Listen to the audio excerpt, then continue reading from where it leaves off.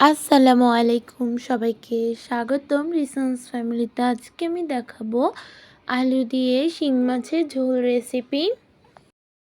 এখানে এখন তেল দিয়ে দিচ্ছি পরিমাণ মতো।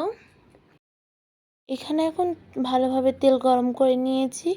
এখন এখানে হাফ কাপ পরিমাণে পেঁয়াজ কুচি দিয়ে দিচ্ছি, 2 টেবিল চামচ রসুন বাটা দিয়ে দিচ্ছি, 1 চামচ আদা বাটা দিয়ে দিচ্ছি। আদা রসুনের কাঁচা গন্ধ যাওয়া পর্যন্ত এগুলোকে ভেজে নিব।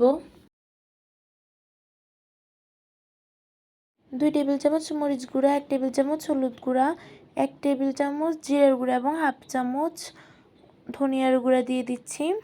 1 টেবিল চামচ লবণ দিয়ে দিচ্ছি।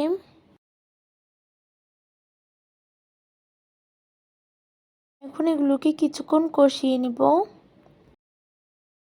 3 টেবিল চামচ টমেটোর পিউরি দিয়ে দিচ্ছি। এখন পরিষ্কার করে রাখা শিং মাছগুলো নিয়ে নিয়েছি, এখন এগুলো দিয়ে দিব।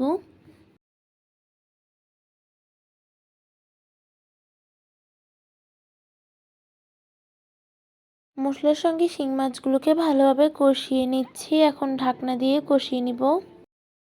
কিছুক্ষণ পরে এখন দেখাচ্ছি। এখন এগুলো কষানোর জন্য 1 কাপ পরিমাণে পানি দিয়ে দিচ্ছি। এখন ঢেকে দিব।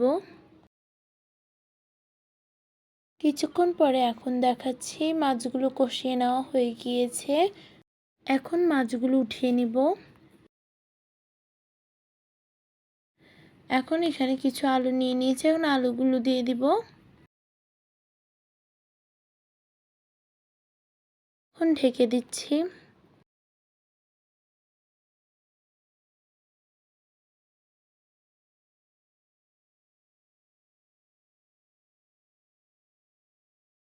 এখন কষিয়ে রাখা শিং মাছগুলো দিয়ে দিচ্ছি।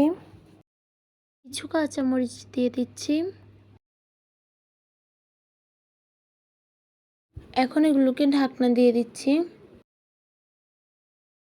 এখানে পরিমাণ মতো পানি দিয়ে দিয়েছি এখন ঝোলের জন্য। এগুলো ফোটা পর্যন্ত অপেক্ষা করব। এখন আবার ঢেকে দিয়েছি। এখন এগুলো কষিয়ে নিব। এগুলোকে এভাবেই কিছুক্ষণ রান্না করে নিব। এখন কিছু ধনিয়া পাতা কুচি দিয়ে দিয়েছি।